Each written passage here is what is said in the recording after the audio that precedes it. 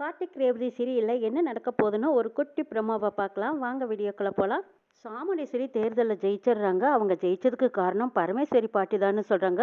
வீட்டில் ரேவதி, ரோகிணி, துர்கா இவங்க எல்லாருமா நீங்க ஜெயிச்சதுக்கு காரணமே பாட்டி தான்மா. சிவனாண்டியும் முத்துவேலும் வச்ச ஆள்னால நீங்க ஜெயிலுக்கு போனீங்க. பாட்டி மட்டும் அந்த நபரை கண்டுபிடிக்காம இருந்திருந்தாங்கன்னா இந்நேரம் நிச்சயம் நீங்க ஜெயில தான் இருந்திருக்கணும். பாட்டி கண்டுபிடிச்சு அந்த ஆளை கூட்டிட்டு வந்து நிறுத்தினதுனால தான் நீங்க ஜெயில இருந்து வெளியில வந்தீங்க.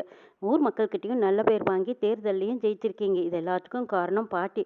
பாட்டியை நம்ம கூப்பிட்டு அவங்களுக்கு ஒரு விருந்து வைக்கணுங்கிறாங்க. பாட்டிக்கு ஊருக்குள்ள எவ்வளோ மரியாதை இருக்கு, அவங்களுக்கு நம்ம ஒரு மரியாதை செஞ்சா தானே நல்லா இருக்கும்னு சொல்லி எல்லாரும் பேசும்போது அப்ப சந்திரா சொல்றாங்க, அதெல்லாம் வேண்டாக்கா, வேட்பாளராக போய் ஓட்டு கேட்க போனோம், அப்போ போனது சரி, இனிமேலாம் அந்த கிழவி நம்ம வீட்டுக்கு வர வேண்டாம், நம்மளும் அங்கே போக வேண்டாக்கா.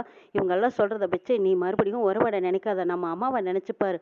அம்மாவை கொன்ன அந்த கிழவி வீட்டுக்கு நம்ம மறுபடியும் போக ஆரம்பிச்சா அந்த கிழவி திரும்ப திரும்ப நம்ம வீட்டுக்கு வர ஆரம்பிச்சிருக்கா, அதெல்லாம் வேண்டாம் அப்படின்னு சந்திரா சொல்றாங்க. ராஜராஜனும் கார்த்தியும் சாமுண்டீஸ்வரி கிட்ட சொல்றாங்க, இதை பார் சாமுண்டீஸ்வரி, என்னதான் இருந்தாலும் எங்க அம்மா உனக்காகத்தான் ஓட்டு கேட்டாங்க, அவங்களுக்காகத்தான் ஊர்க்காரங்க அத்தனை பேரும் ஓட்டு போட்டாங்க. நீ குற்றவாளி இல்லைங்கிறத நிரூபிக்கிறதுக்காக அம்மா தான் அடி வாங்கினாங்க. பாவம் தலையில காயப்பட்டும் கூட உனக்காகத்தான் சப்போர்ட் பண்ணிட்டு இருந்தாங்க. அப்படிப்பட்ட அம்மாவை மறக்கலாமா? நீ பிள்ளைங்க எல்லாரும் ஆசைப்படுறாங்களா, அம்மா வந்துட்டு போகட்டும்னு ராஜராஜன் சொல்றாங்க. இதுக்கப்புறம் சாமுண்டீஸ்வரி பார்த்துட்டு, சரி நீங்க எல்லாருமே கேட்டுக்கிட்டதுனால நான் இன்னைக்கு ஒரு நாள் மட்டும் அந்த கிழவி வந்துட்டு போறதுக்கு அனுமதிக்கிறேன். அதுக்கப்புறமா அந்த கிழவி வீட்டுக்கு யாரும் போகக்கூடாது, கிழவியும் திரும்ப இந்த வீட்டுக்கு வரக்கூடாது அப்படின்னு சொல்லிடுறாங்க சாமுண்டீஸ்வரி. என்ன கனி இப்படியே போயிட்டு இருந்தா திரும்ப திரும்ப பாசத்துல அந்த கிழவி இங்கேயே வந்து ஒட்டிக்குவா, நான் சொல்றது உனக்கு இப்போ புரியவே மாட்டேங்குதுன்னு சந்திரா திட்டுறாங்க. இதை பார் சந்திரா, வாயை முடிக்கிட்டு நீ பேசாம இரு, எப்பப்ப என்ன செய்யணும் என்ன பேசணுங்கிறது எனக்கு தெரியும், அமைதியா போ அப்படிங்கிறாங்க சாமுண்டீஸ்வரி. அதோட விட்டாங்களா, ரேவதி, ரோகிணி, துர்கா 3 பேருமா சேர்ந்துட்டு போய் சிவனாண்டிக்கு முத்துவேலு ஊரை விட்டு ஓட பார்க்குறாங்க. அப்போ கரெக்டாக போய் குறுக்க நிற்கிறாங்க. என்ன எங்கள் வீட்டில் வந்து முறவாசல் செய்கிறேன்னு சவால் விட்டுட்டு ஊரை விட்டு வெளியில் ஓட பார்ப்பீங்க போல இருக்கு, நாங்கள் விட்டுருவோமா என்ன? மரியாதையாக எங்கள் வீட்டில் வந்து முறவாசல் செய்ய வாங்கன்னு கூப்பிடுறாங்க ரேவதி, ரோகிணி, துர்கா 3 பேரும். என்னடி நினச்சிட்டு இருக்கீங்க, எங்களையும் உங்கள் வீட்டுக்கு வேலை செய்ய கூப்பிடுறீங்களா? உங்கள் 3 பேர்த்துக்கு என்ன திமிரு அப்படின்னு சொல்லிட்டு சிவனாண்டி அடிக்கிறதுக்காக கட்டையை தூக்கிட்டு வராங்க. அப்போ இவங்க 3 பேர்த்துக்கு பின்னாடி கார்த்தி வராங்க. கார்த்தியை பார்த்ததும் கையில் வச்சிருந்த கட்டை தானாக விழுது. சிவனாண்டி பயந்து நடுங்கி நிற்கிறாரு. என்ன பொண்ணுங்கன்னா அவ்வளோ விளக்காரமாக போச்சா, இங்கே கை வைங்க பார்க்கலாம் அப்படின்னு கார்த்தி சொல்லவும், இல்லை என்கிட்ட கொஞ்சம் திமிரா பேசுனாங்க, அதனால தான் நான் ஏன் இப்படின்னு கேட்க வந்தேன், வேற ஒன்றும் இல்லை சொல்லி சமாளிக்கிறாங்க சிவனாண்டி. ஓஹோ அப்படியா, சரி நீங்கள் சவால் விட்டது என்ன மறந்து போச்சா? இதுவே நாங்கள் தோற்று போய் நீங்கள் ஜெயிச்சிருந்தா எங்களை விட்டுருவீங்களா என்ன? வாங்க வந்து வீட்டில் முறவாசல் செய்ய வாங்க அப்படின்னு கார்த்தி கையோடு இழுத்துட்டு வராங்க. சிவனாண்டியும் முத்துவேலும் இதெல்லாம் நமக்கு தேவைதானா, அவனே நம்மளே வாய்விட்டு நம்மளே மாட்டிக்கிட்டோம் மேடா, இப்போ என்னடா செய்கிறதுங்கிறாங்க. வேற என்ன செய்கிறது, சொல்கிற வேலையை செஞ்சுதான் ஆகணும், வேற வழியே இல்லை சித்துப்பு. சித்தியாவது நமக்கு சப்போர்ட் பண்ண வந்தாங்க, அவங்களையும் கொண்டு போய் உள்ளே வச்சுட்டானுங்க. இந்த டிரைவர் பையன் இருக்கிற வரைக்கும் நம்மளால இந்த குடும்பத்தை ஒன்றுமே பண்ண முடியல, என்ன சித்துப்பு பண்ணுறது, இப்போ தலையெழுத்து, சரி துவைச்சு முடிச்சுட்டு போகலான்ட்டு வந்து நிற்கிறாங்க. அப்போ சந்திரா தான் துணிகளை எடுத்துகிட்டு வந்து கொடுக்குறாங்க. ஐயோ என்னங்க உங்களை இந்த நிலமையில பார்க்குறக்கு மனசுக்கு கஷ்டமாக இருக்குதுன்னு நிற்கிறாங்க சந்திரா. என்ன சந்திரா பண்ணுறது, எல்லாம் இந்த டிரைவர் பையன் பண்ணுற வேலை, நம்மளும் ஜெயிக்கிறதுக்காக என்னெல்லாமோ போராடணும், ஆனால் அது எல்லாமே தாண்டி வந்து இப்போ சாமுண்டீஸ்வரி ஜெயிச்சிட்டா, நினச்சது எதுவுமே நடக்காத போச்சே சந்திராங்கிறாங்க. அங்கே மயில் வாகனம் காட்டி எல்லாரும் வராங்க. என்னம்மா துணி துவைக்கிறத பார்த்து உங்கள் மனசு அப்படியே பதறுதாங்கிறாங்க. அப்படின்னு பல்ல வெறுவறாங்க சந்திரா. சாமுண்டீஸ்வரி வராங்க. வந்ததும் என்ன முறவாசல் செய்ய கரெக்டான நேரத்துக்கு வந்துட்டீங்க போல இருக்கு, செய்யுங்க இதெல்லாம் உங்களுக்கு தேவையான வேலை தான், சந்திரா வா போகலாம் அப்படின்னு சொல்லி சாமுண்டீஸ்வரி கூப்பிடுவோம். வேற வழியே இல்லாமல் சந்திராவும் சாமுண்டீஸ்வரிக்கு பின்னாடி போகிறாங்க. ரேவதி, ரோகிணி, துர்கா இவங்க 3 பேரும் இன்னும் இருக்கிற துணிகளையெல்லாம் கொண்டு வந்து போட்டுட்டு போகிறாங்க. அட பாவிகளா, இவ்வளவு நாளாக சேர்த்து வச்சுருந்தீங்களாங்கிறாங்க. ஆமாம், நாங்கள் எப்போ சவால் விட்டோமோ அப்போ இருந்தே வீடு வாசல் சுத்தம் பண்ணுறதுலேருந்து பாத்திரமெல்லாம் விளக்குறதுலேருந்து எல்லா வேலையும் உங்களுக்காக சேர்த்து வச்சுருக்கோம், இந்த வேலையை முடிச்சுட்டு அந்த வேலையை வந்து கரெக்டாக செஞ்சுடுங்கன்னு சொல்லிட்டு போகிறாங்க மயில் வாகனம். அந்த அன்னைக்கு நைட்டில் எல்லாரும் சாப்பிட்டு முடிச்சதும் ரேவதி ரூமுக்கு வராங்க. அப்போ கார்த்தி வர்றாங்கன்னு தெரிஞ்சுக்கிட்டு ரேவதி இன்னைக்கு என்ன செய்யலாம், கார்த்தியை கீழே தரையில் படுக்க விடக்கூடாதுன்னு சொல்லி போய் பாய் எடுத்துகிட்டு வந்து மறைச்சி வச்சிடுறாங்க. ரூமுக்கு வந்து பார்க்குறாங்க, எங்கே என்னோட பாயை காணாங்கிறாங்க. அது எங்கே போச்சு எனக்கு தெரியாதுங்கிறாங்க ரேவதி. என்ன செய்யலாம், ஏதாவது ஒன்று செஞ்சே ஆகணுமே அப்படின்னு நினச்சிட்டு ரேவதி கண்ணில் தூசி விழுந்த மாதிரி குடின்னு குடிக்கிறாங்க. அச்சோ என் கண்ணில் தூசி விழுந்துருச்சு, என்னால் கண்ணு முழிக்க முடியல, வலிக்குதுன்னு குடிக்கிறாங்க ரேவதி. இங்கே கண்ணை காட்டு அப்படின்னு சொல்லி கார்த்தி கண்ணை பிடிச்சி பார்க்குறாங்க. கண்ணில் தூசியை காணுமே, கண்ணீரும் வரலையே அப்படின்னு சொல்லி, இருந்தாலும் சரி ஊதி விடுறேன் அப்படின்னு ஊதி விடுறாங்க கார்த்தி. போதுமா, தூசி போயிடுச்சான்னு கேட்குறாங்க கார்த்தி.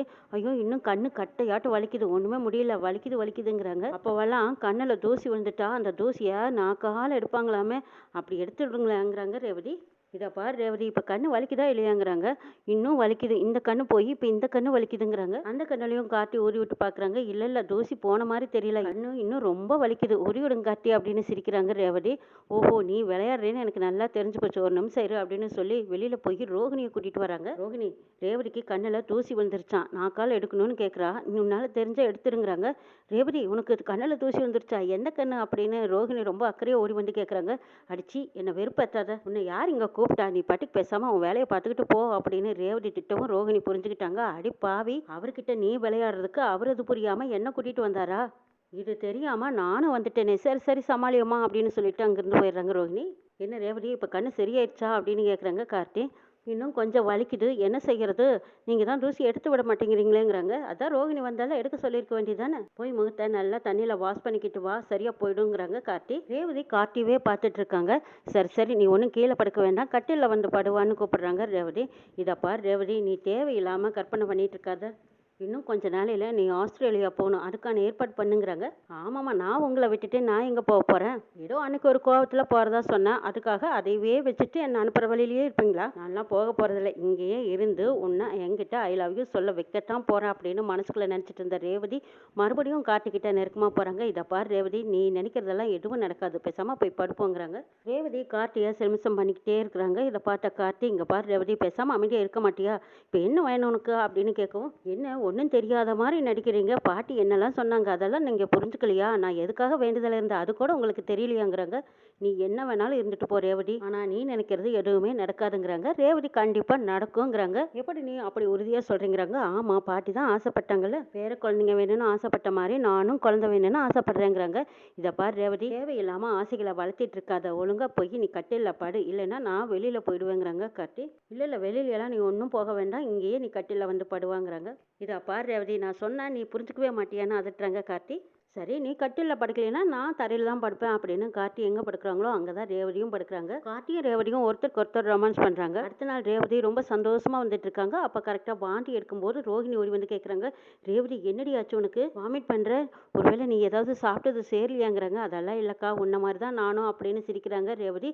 அடியே, நீயுமா கர்ப்பமாக இருக்கியா அப்படின்னு கேட்குறாங்க ரோகிணி. ஆமாக்கா அப்படின்னு சந்தோஷமாக சொல்கிற ரேவதியை பார்த்து ரோகிணி சொல்கிறாங்க. அடியே, இந்த வீட்டில் கர்ப்பமாக இருந்தால் சித்திக்கு வேற பிடிக்காது, சித்தி சொல்கிறது தான் அம்மாவும் கேட்பாங்க, அம்மா இதுக்கு என்ன சொல்ல போகிறாங்களோ தெரியலையேங்கிறாங்க ரோகிணி. ஏய், அம்மா கிட்ட இந்த விஷயத்த சொல்ல வேண்டாம், பாட்டி கிட்ட சொல்லலாம், பாட்டி கிட்ட சொன்னால் பாட்டி நம்மளை ரொம்ப நல்லா கவனிச்சுக்குவாங்க, எதுவாக இருந்தாலும் நம்ம பாட்டி கிட்ட கேட்டு தெரிஞ்சுக்கலான்னு ரேவதியும் பாட்டி கிட்ட சொல்லலான்னு முடிவில் இருக்காங்க. சந்தோஷமான விஷயத்த மயில் வாகனம் தான் பாட்டி கிட்ட போய் சொல்கிறாங்க. பாட்டி இதை கேட்டதும் அவ்வளவு சந்தோஷப்படுறாங்க. அதே அப்பா, இந்த ஆத்தாளோட சக்தியே சக்தி தான், இப்போ தான் வேண்டிட்டு போனாங்க, வேண்டின மாதிரியே அந்த ஆத்தா அவங்க நினச்சது கொடுத்துட்டா, நினச்ச மாதிரி அடுத்த வருஷத்துலேயே கொள்ளு பேரன் பேத்திக எல்லாரும் இந்த வீடெல்லாம் நிறைஞ்சிருக்கும். என் பேத்திகளை தான் இந்த வீட்டில் வச்சு என்னால் வளர்த்த முடியாமல் போச்சு, என் கொள்ளு பேரன் பேத்திகளை எல்லாம் நான் இந்த வீட்டில் வச்சு வளர்த்தணும்னு ஆசைப்படுறேன், எல்லாத்தையும் கண்குளிர பார்த்துட்டு நான் செத்தானாலும் எனக்கு திருப்தி தாங்கிறாங்க.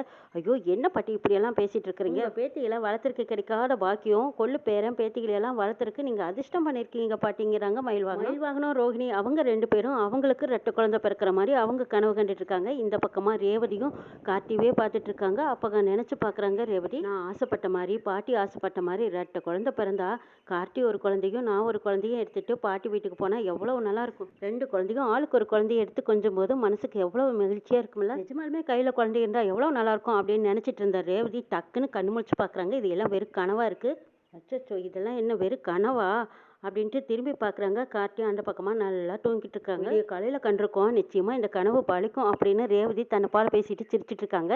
என்னடா சத்தம் கேட்குதுன்னு கார்த்தி கண்ணை முழிச்சு பார்க்குறாங்க. ரேவதி எழுந்திரிச்சு கொண்டிருக்காங்க. ரேவதி, என்னாச்சு, இன்னும் தூங்கலையே நீன்னு கேட்குறாங்க. இல்லைங்க, தூக்கம் எப்படி வரும், ரெண்டு குழந்தை கையில் வச்சிருக்கிற மாதிரி கனவு கண்டாங்கிறாங்க. உனக்கு என்னமோ ஆயிப்போச்சு ரேவதி, நைட்லேருந்தே நீ இப்படி தான் பாட்டு பாடிட்டு எல்லாம் மறந்துட்டு ஆஸ்திரேலியா போகிறதுக்கான வழி பாருங்கிறாங்க. நீங்கள் என்ன வேணாலும் சொல்லுங்கள், நான் போகிற ஐடியா இல்லைங்கிறாங்க ரேவதி. என்ன ரேவதி, உன் லட்சியத்தை எதுக்காக நீ கைவிடுற, நீ என்ன நினச்சியோ அதை முதல்ல செய்கிற வழி, ஆஸ்திரேலியா போகிறதுக்கு நான் உனக்கு சப்போர்ட்டாக இருக்கேன்னு சொல்கிறாங்க கார்த்தி. என்ன வேணாலும் சொல்லிட்டு போங்க, நான் ஆஸ்திரேலியா போகிற ஐடியா இல்லை, நான் கண்ட கனவு கூடிய சீக்கிரம் பழிக்கத்தான் போகுது, அதை நான் நிறைவேற்றத்தான் போகிறேன்னு நினச்சிட்டு இருக்காங்க ரேவதி. சாமுண்டீஸ்வரி தேர்தலில் ஜெயிச்சிருக்கிறத வச்சு இப்போ சிறப்பாக ஊருக்குள்ளே மகிழ்ச்சியாக எல்லாரும் கொண்டாடணும்னு நினைக்கிறாங்க கார்த்தியும் மயில்வாகனமும். இந்த பக்கமாக ரேவதி அவங்க கண்ட கனவை நினச்சி சிரித்து சந்தோஷமாக வந்துட்டு இருக்காங்க. இது எல்லாம் பார்த்த சந்திரா வயிறறிஞ்சு நிற்கிறாங்க. அட பாவிகளா, எல்லாரும் எவ்வளவு சந்தோஷமாக மகிழ்ச்சியாக இருக்கீங்க, இப்போ என் புருஷன் மட்டும் தோற்று போய் இந்த வீட்டுக்கு முறவாசல் செய்ய வந்துட்டு இருக்கான், சச்சா பெரிய கேவலம், இதை பற்றி நான் என்னதான் ஆறுதல் சொல்வேன்னு எனக்கே தெரியல. அவரை யாருக்கும் தெரியாம போய் பார்த்து பேசி ஆறுதல் சொல்லிட்டு வரலான்ட்டு சந்திரா சிவனாண்டியை கூப்பிடுறாங்க. எப்பவும் சந்திக்கிற இடத்துக்கு வந்துருங்கன்னு சிவனாண்டியை போய் பார்க்குறாங்க சந்திரா. இங்கே பாருங்க, நானும் நீங்கள் தான் ஜெயிக்கணும்னு நினச்சி அக்காளுக்கு தெரியாமல் 50 லட்சம் ரூபா பணத்தை எடுத்து உங்கள் கையில் கொடுத்தேன். ஆனால் நம்மளும் எவ்வளவோ செலவு பண்ணி பார்த்தோம். அப்படி இருந்தும் அக்காக்காரி தான் ஜெயிச்சிருக்கா. எங்கள் அக்காக்காரி முதல்லயே சரியான அதிகாரத்தோடவும் திமிரோடவும் இருப்பா. இப்போ பதவி வேற அவ கைக்கு வந்துச்சு. இன்னும் அதிகார தோரணையில தான் திமிரா இருப்பா. அவகிட்ட எதுவுமே பேச முடியாது. இப்போ என்ன செய்யறதுன்னு ஒன்றும் புரியல. நீங்கள் அந்த வீட்டுக்கு வந்து முறவாசல் செய்யும்போது எனக்கு எவ்வளோ கஷ்டமா இருந்தது தெரியுமாங்கிறாங்க சந்திரா.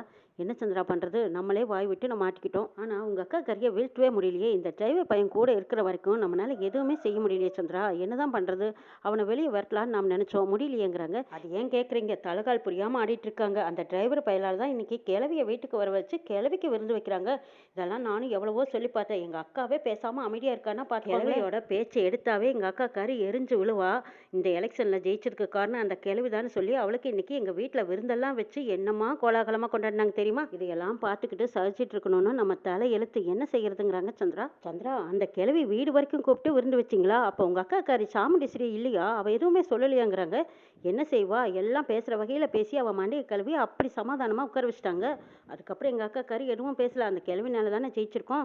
சரி, அந்த கிழவி ஒரு தடவை வந்துட்டு போகட்டும்னு அவளே சொல்லிட்டா. நானும் வேண்டான்னு எவ்வளவோ எடுத்து சொன்னேன். என் பேச்சு அங்கே எடுபடலையே. மருமவளை, நீ என்ன சொல்ற? அந்த கிழவி சாமுண்டீஸ்வரி வீட்டில் வந்து சாப்பிட்டாளா? அப்படின்னா இப்போவே கிட்டத்தட்ட 2 குடும்பமும் ஒன்று சேர்ந்த மாதிரியெல்லாம் ஆகிப்போச்சு. அப்போ நம்ம திட்டமெல்லாம் வீணாக போச்சு போல இருக்கே. இவ்வளவு நாளாக நம்ம கஷ்டப்பட்டு அந்த 2 குடும்பத்தையும் ஒன்று சேர விடாமல் பண்ணிட்டு இருந்தோம்.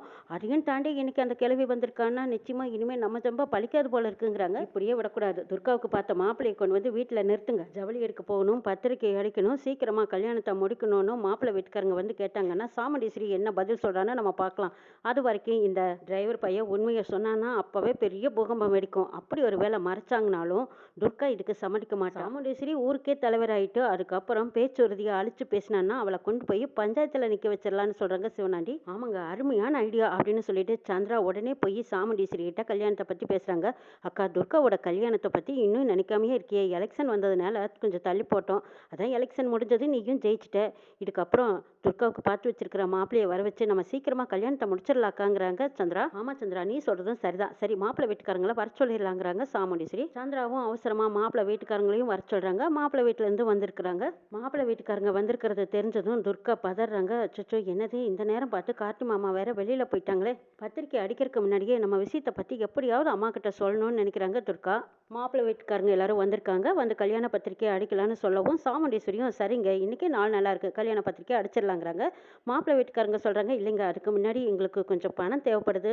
5 லட்சம் ரூபாய் முன்பணம் கொடுத்தீங்கன்னா பரவாயில்லைங்கிறாங்க. கல்யாணத்துக்கு முன்னாடியே நம்ம கிட்ட பணம் கேட்கறாங்களேன்னு சாமுண்டீஸ்வரி மனசுல லேசா உறுத்தினாலும் சரிங்க, எவ்வளவு வேணாலும் வாங்கிக்கலாங்கிறாங்க. இருந்தாலும் கார்த்தி யோசிக்கிறாங்க. பெரிய இடத்துல வந்து சம்மந்தம் பண்றவங்க, அவ்வளவு வசதி இருக்குதுன்னு சொல்றவங்க எதுக்காக முன்பணம் கேட்கறாங்க? மயில் வாகனம் கார்த்தியும் அவங்கள பத்தி விசாரிக்கணுங்கிறாங்க. விசாரிச்சு பார்த்த வரைக்கும் இது எல்லாமே சந்திரா ஏற்பாடு பண்ண மாப்பிள்ளையோட அம்மா அப்பா சொந்த அம்மா அப்பா இல்ல, மாப்பிள்ளையும் டூப்ளிகேட். அக்கா கறியை நம்ப வச்சு துர்காவோட வாழ்க்கையை கெடுத்து அக்கா கறியை அள வைக்கணும்னு நினைச்சிட்டு இருந்த சந்திராவுக்கு கார்த்தி சரியான ஆப்ப வைக்கிறாங்க. அதுக்கு முன்னாடி சந்திராவும் சிவனாண்டியும் ஒரு திட்டத்தை போடுறாங்க. அக்கா கறி இந்த கல்யாணத்துக்கு சம்மதிக்கலைன்னா பஞ்சாயத்துல நிறுத்தி வச்சு அவளோட பதவியை பறிவாக வச்சிடலாம். அதுக்கு பயந்துட்டு நிச்சயமா துர்காவை சம்மதிக்க வச்சு இந்த கல்யாணத்தை நடத்தி வைப்பா அப்படின்னு நினைச்சிட்டு இருக்காங்க சந்திரா. இதுதான் நமக்கு கிடைச்ச சரியான வாய்ப்பு. ஒண்ணு, துர்காவுக்கு அந்த மாப்பிள்ளையை கல்யாணம் பண்ணி வச்சு உங்க அக்கா கறியை அள வைக்கணும். அப்படி இல்லைன்னா இவ கொடுத்த வாக்க காப்பாத்தலேன்னு சொல்லி பஞ்சாயத்துல உங்க அக்காவை தலகுனிய வைக்கணும் சந்திராங்கிறாங்க சிவனாண்டி.